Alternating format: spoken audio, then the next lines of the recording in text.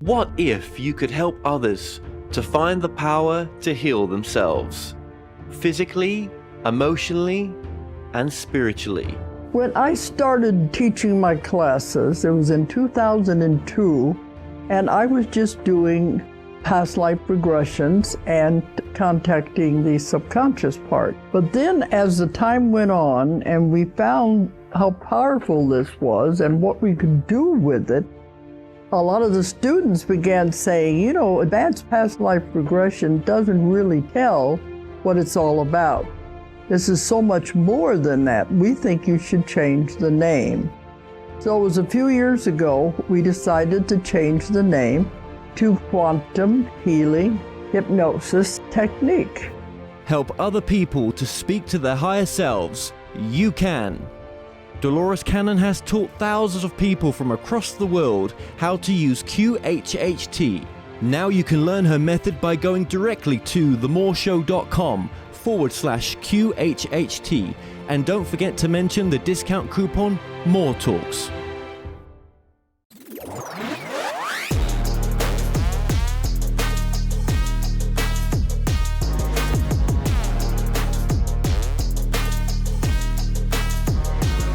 Hello, I'm Kevin Moore, and welcome to another edition of The Moore Show. On today's show, I'm about to be joined with my guest, Erich von Däniken.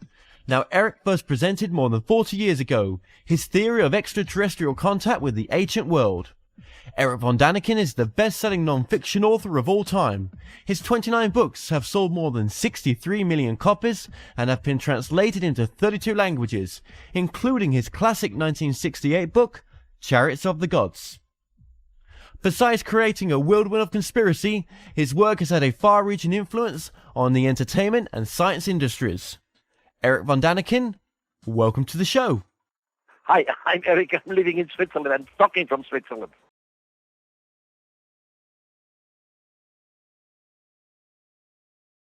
Well, in the meantime, I'm 75 years old. I'm married. I have 2 children. And of course, I have published so far 31 books.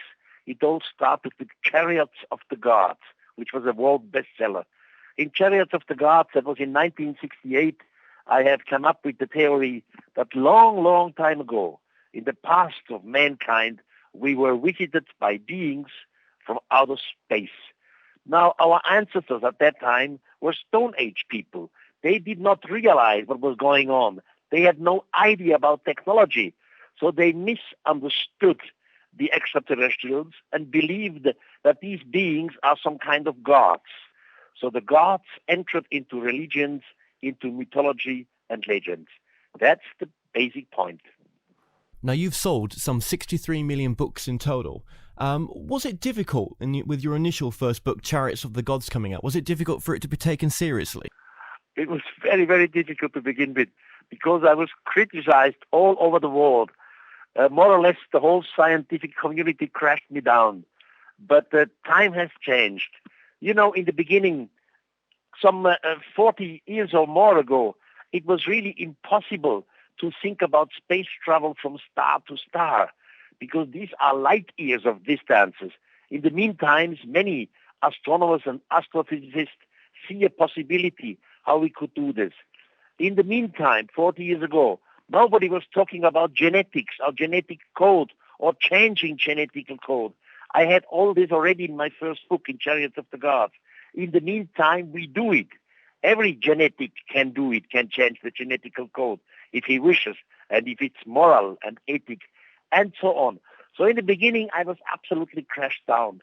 But the situation has changed. In the meantime, I would say more or less the scientific community think it is quite possible what this Erich von Däniken said. We will not exclude it anymore, but it's my problem to bring some proofs. For the moment, all I have is indications, 1,000 wonderful indications, but I have not one complete proof. I have never found an extraterrestrial object which I could present to the scientific community. So would you say then, Erich, that our history is wrong in a sense? And but if this is the case, then why haven't mainstream scholars come up with the same conclusions as yourself? It's a question of our politics, and especially of our religion. You see, we have many wonderful religions on our planet, and it all starts, these religions, with some gods. For example, we have the Old Testament, the Bible. Now there you can read, before the Lord of the Bible descends on the Holy Mountain, he gives order to Moses, to the prophet, to construct a gate around the mountain so that the people, the Israelites, would not be destroyed. So Moses constructs a gate, and then the Lord descends from heaven to earth with smoke and fire and loud noise and trembling and so on. Now Erich von Däniken comes and says, this was not God. This was something different. I suggest it was an extraterrestrial landing. Now, of course, the whole theologians in the world are against it. They have to be against it. They say, this is crazy what this von Däniken says. The Lord descended from the sky, not an extraterrestrial. And so you promptly have the controversy. Of course, you have to be attacked. When someone comes up with a theory like mine, he should never expect that the scientific community embraces him and kisses him and says, oh, that's wonderful, wonderful idea. First, we live in a democratic society, and the critic is okay. I have always accepted the critics. So in your opinion then, Erich, would you say that the ancient gods were extraterrestrial rather than, supreme beings? Were they the gods of antiquity? Did they help us build the ancient civilizations? Did they help build the pyramids, in your opinion? Yes or no. So it's complicated. You see, my suggestion is not that extraterrestrials, for example, created or constructed the Great Pyramid. It was always the humans who did these gigantic things.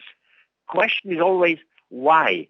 For what reasons, for example, have mankind in the past constructed gigantic pyramids, big temples, and so on? Now, the usual answer from the scientific community is we did it because of religion. What religion? Normally, it's a natural religion. For example, our Stone Age people had no idea about the lightning, about the thundering. They could not understand the rising and up and down of the sun or the moon. So natural religions have occurred, and this is normal. But you have to make a big difference. In the ancient holy texts, so many of them, the so-called gods from antiquity gave information. There was information from up to down. There were exact speeches. So nature does not speech. The lightning, the thundering does not speech, give not orders. So somebody was talking. Who was this somebody who was talking? And there I came and say, these were the extraterrestrials. And really, in this sense, I have too many indications which cannot be disproved anymore. Okay, and what were some of the promises that they made to our ancestors? What were some of the promises that the ancient gods made? Promised our ancestors. Among the promises was they will return. Now, every religion in the past, they had this expectation that somebody will return at some day. You see, when the Spanish conquerors arrived in today's Central America, the Mayas and the Aztecs, they were already expecting some gods to come. The same thing happened in South America.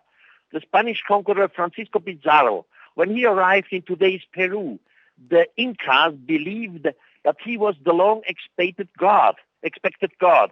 The same thing in old Egypt. And still today, for example, I am educated as a Christian. The Christians are waiting of the recoming of Jesus. Or the Jewish community, since thousands of years, they are waiting for the returning of their Messiah. Or the Muslim society, they are waiting for the returning of their Mahdi. So not only in antiquity, also in our present days, humanity is waiting for somebody to return. And in antiquity, these extraterrestrials, they promised our forefathers, we will return. And they will return someday. And just like you mentioned there, Erich, every religious textbook, the Quran, the Bible, the Jewish texts, they all talk about a return of a Messiah from the sky. But not every religion can be right, can it? Of course not. None of those religions are right. They are all right in the one sense of expecting someone will come, but neither Messiah, neither Jesus, neither Mahdi, neither Osiris, none of them, just and simply extraterrestrials will return. And this will be a shock for mankind. And do you think our governments are preparing for their return? I don't think. Normally, politicians are too stupid to think about these kind of things. They deal with today's problems with finances and with elections and so on. They don't think in terms of philosophy. Now, Erich, how will these beings return? And also, tell me about your idea of what you call a generation starship. We really don't know how it will happen, but it will definitely happen someday. You see, thousands of years ago, the tribe of the Maya in Central America, they were visited by extraterrestrials. At least this is what they say in their fairy tales. And also the Mayas have a fixed date of the return of the god. If you transfer the Maya calendar into our calendar, the Maya calendar started on August 14th, 3114 BC, and the Maya calendar will end on December 23rd, 2012. And according to Maya descriptions and Maya mythologies, on December 23rd, 2012, the gods will return from the sky. Now, how this will happen? In what form? What will we see? Is there a gigantic spaceship surrounding the Earth, or what will happen? We really don't know. There is no description about this. Now, Erich, a lot of your work ties into 2012, and the problem that I see is that our calendars may be wrong. You know, we went from the year 1 BC to 180, we never had year 0. Also, scholars from Rome and Berkeley have determined that monks who were in charge of the Middle Ages of recording our calendars may have made mistakes. I absolutely agree with you. You are perfect. Because nobody knows for sure if the transformation of the Maya dates, the Maya calendar, into our calendar is correct. So you never are sure if the date December 23rd, 2012 is correct. You are really not sure. We are not even sure about our own calendar. I mean, today while we are talking, we are counting the year 2010. That means 2010 years have passed since the birth of Jesus Christ. But we are not even sure of this. Maybe our calendar started 20 or 30 years later, and all the figures are wrong. So really, you cannot count on December 23rd, 2012, but you can definitely count of the return of the gods. Just nobody knows for sure when this will happen. Now, in most 2012 movies, they'll show mass destruction. But in your opinion, you don't think that's going to happen, do you? Well, you see, there's this just gigantic movie going around from Roland Emmerich, 2012. And in this movie, the whole planet Earth is destroyed. Nothing about this is handed down in any old inscription, at really not to my knowledge. So the world will not be destroyed. What will be destroyed is our religion, maybe parts of our philosophical thinking, parts of our technology. For example, every reasonable astronomer is sure that there is no higher speed than the speed of light.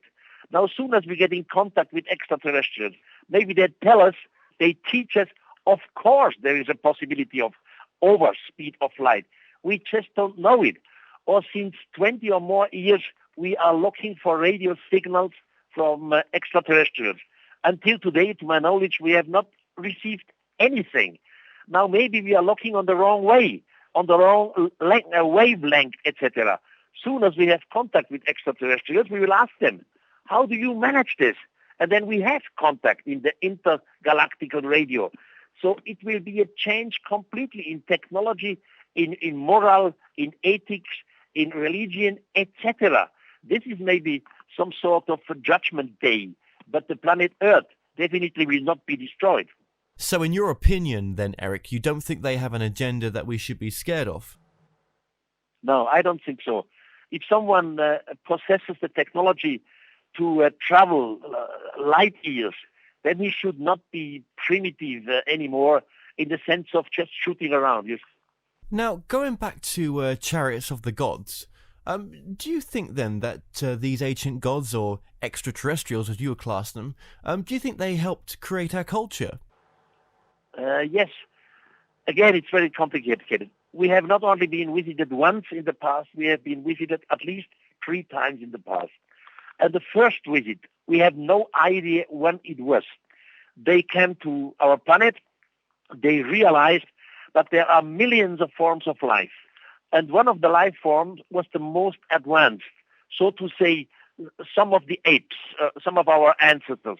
Now they took one exemplary, they simply took one cell of them and they changed the cell of it by genetical meaning, something which is easy to do. Every genetics does it today.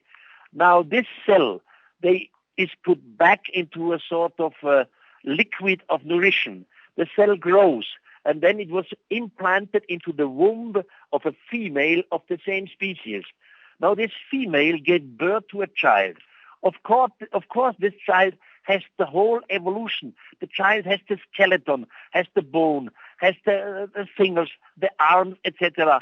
But because of the artificial mutation, the child has something in plus what the rest of the tribe, of the ape tribe, for example, will not have. For example, the possibility to talk, the possibility to make culture, the possibility of songs, tools, etc. Now, soon as you want to have a new branch out of the tree, you need at least 2. You need female and male. And now you land in the legend of Adam and Eve. And God created Adam and Eve according to his own image. Now this new population grow.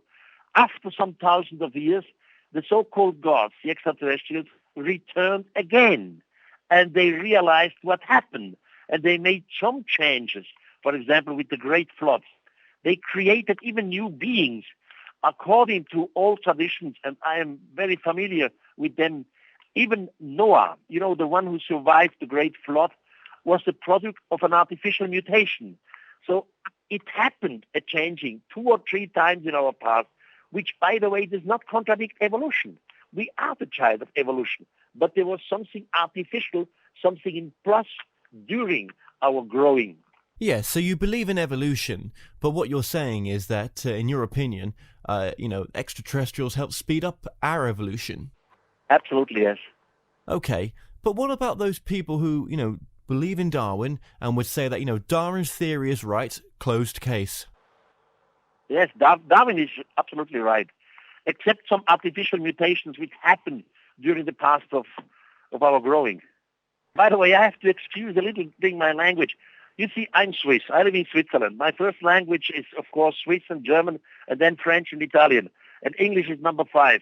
So from time to time, I have problems to understand your questions or to express myself. Please understand. Thank you.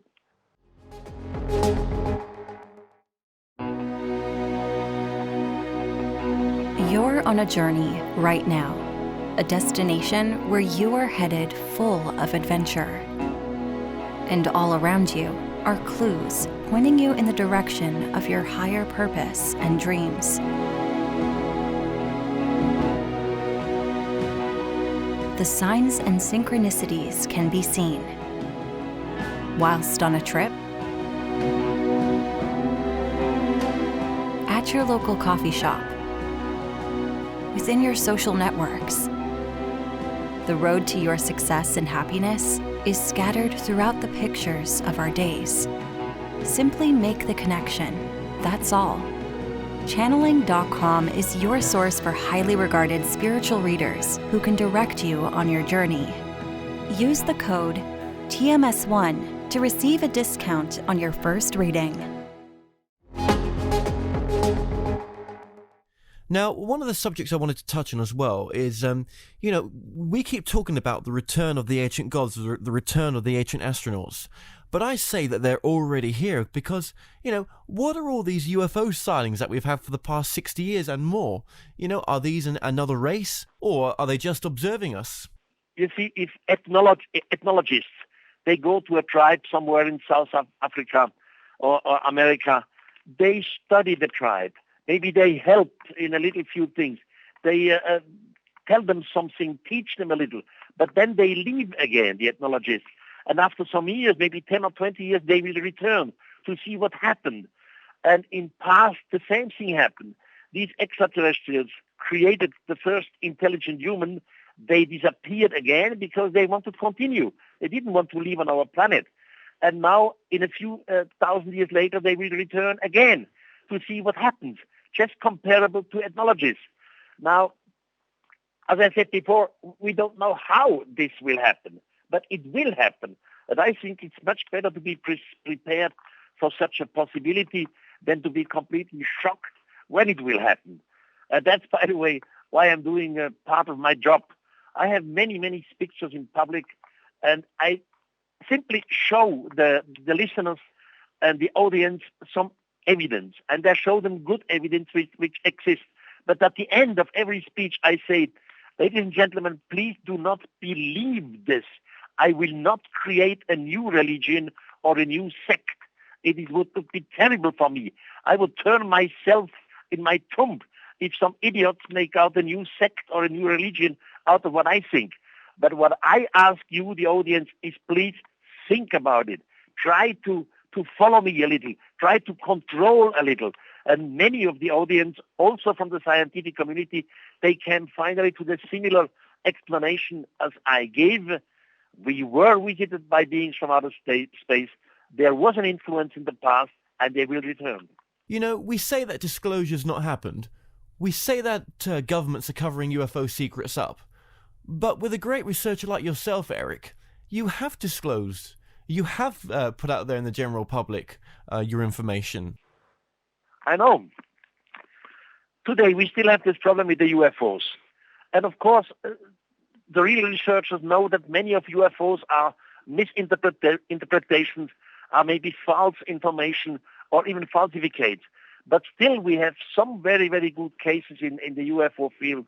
And now I am not a UFO researcher. My specialty is the visit from extraterrestrials in antiquity, while UFOs is a present problem. So I think we are observed again. But I could not tell you who is it, from which solar system are they coming. Is that just the preparation for the next visit? I cannot answer these questions. I simply don't know. I believe we are visited. Somebody is watching us. You see, the problem is, Erich, that a lot of people, don't think that there's intelligent life out there. They feel that, this is as high as it gets being on this planet, this sort of level of intelligence. But you would say that they're wrong, wouldn't you? You would say that there is life throughout the universe. No. There are millions and millions of intelligent forms of life out there. We are just one little part of it. We should learn to become more modest again. We always think that we are the crown of creation or we are the top of evolution. In my opinion, this is all rubbish. We are neither the crown of creation nor the top of evolution. We are just one of billions of intelligent forms of life out there. And sooner or later, we will have contact again with them. So, Erich, why do you think your ancient astronaut theory has become more acceptable to talk about nowadays? When, compare it to the late 1960s, it was pretty much a taboo subject. Well, the situation has changed. The scientific knowledge has changed. We know much more in the meantime as before. We have found and translated more old texts in the meantime as we had it in 1968. So, the whole situation is different today at looking at those things than it was some 40 and 50 years ago. And by the way, there's not only Erich von Däniken who comes out with this theory. I know of many of my colleagues in different countries, in England, in the United States, who have published books with similar ideas and theories. Some of them are absolutely brilliant. So I'm not the lonely fighter anymore. Many others help to support this hypothesis. Now, you would class yourself as a religious man, wouldn't you, as you've mentioned before? But having this belief in the ancient astronaut theory, this doesn't go against your religion, does it? No. I was educated as a Catholic. And now just, let's say for 1 minute in my favor, think that Erich von Däniken would be right. So, okay, we were visited by extraterrestrials. So the next question has to be, where did they come from? What is their past, their evolution?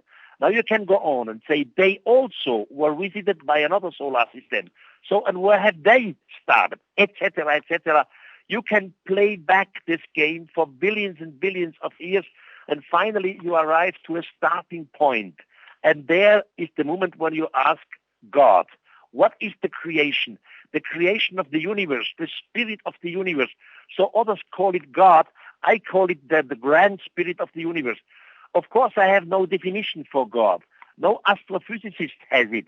But we know that in the beginning there was something which we cannot explain. So I have never lost my God. I am one of these few people who still pray. Okay, well, now moving on, I want to talk about some of your research. And, you've researched so many different ancient sites in the world. One of them is Stonehenge. Now, where has your work took you with Stonehenge? Well, first of all, Stonehenge is not only a gigantic circle of stones. Stonehenge is part of a geometrical pattern. It's part of a gigantic plan.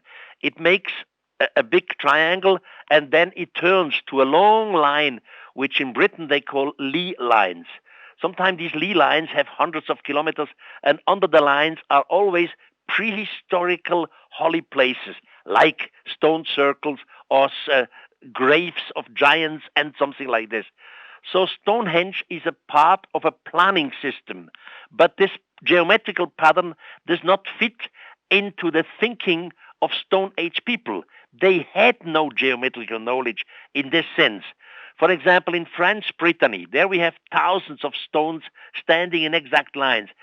Definitely, there we have it to do with Pythagorean triangles. But Pythagoras, the Greek mathematician, he lived around 450 BC, while these Stone Age things in French Brittany and in England, Stonehenge, are thousands of years older than Pythagoras, older than 450 BC.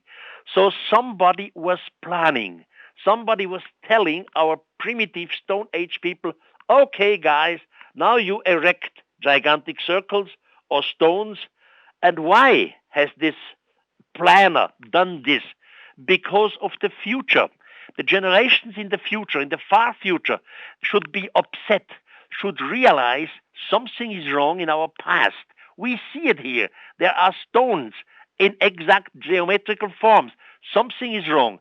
Now, the people of the future start to ask themselves, have we maybe been visited by extraterrestrials? Would this be an answer?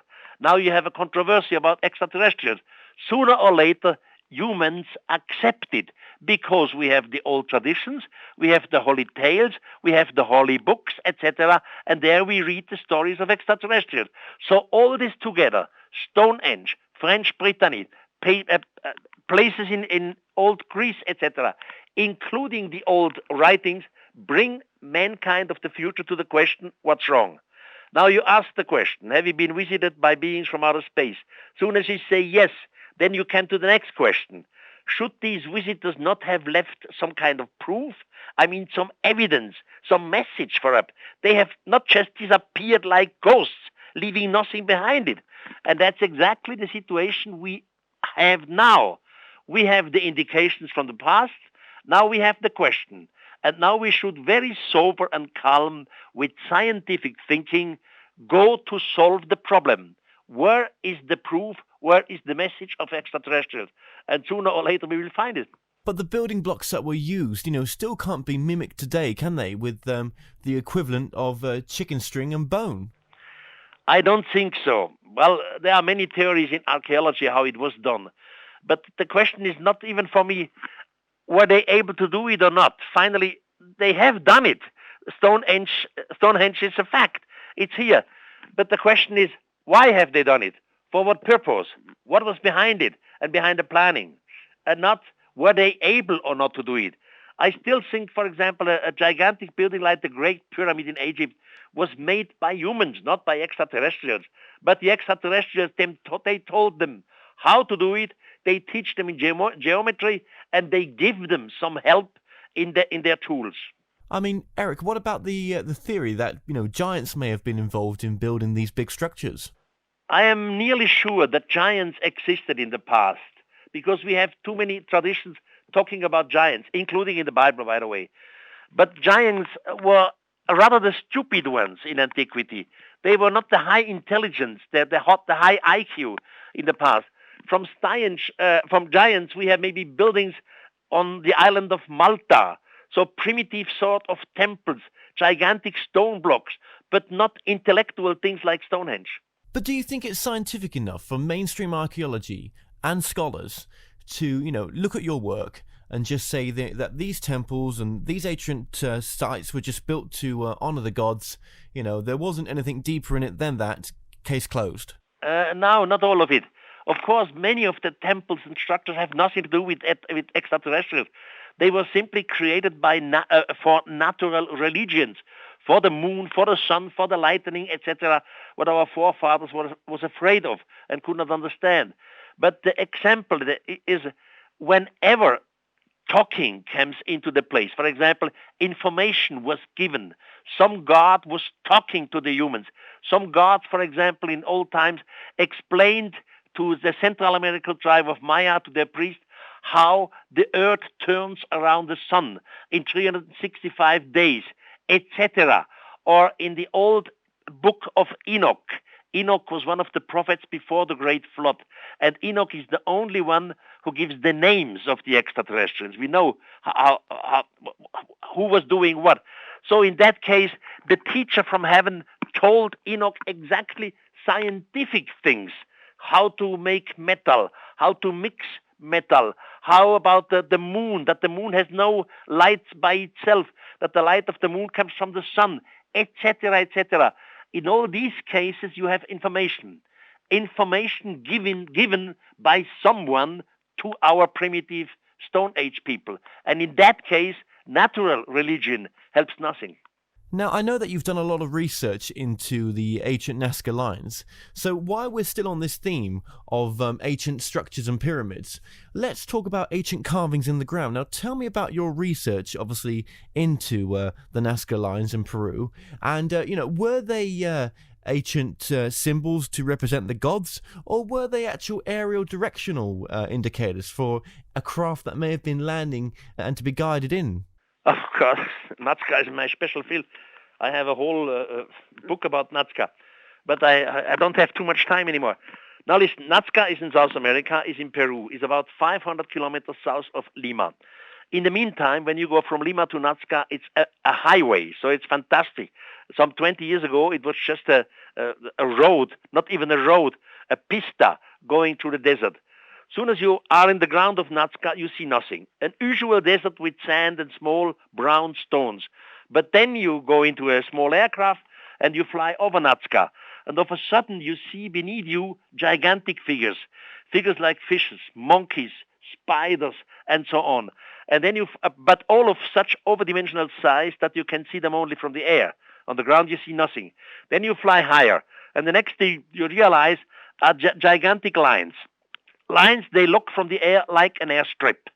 By the way, I never said it was an airstrip, but it looks like an airstrip. The lines start abruptly, end abruptly. The longest is 3.8 kilometers long. So when you fly over Nazca, you have a mixture of different things. The one thing are figures.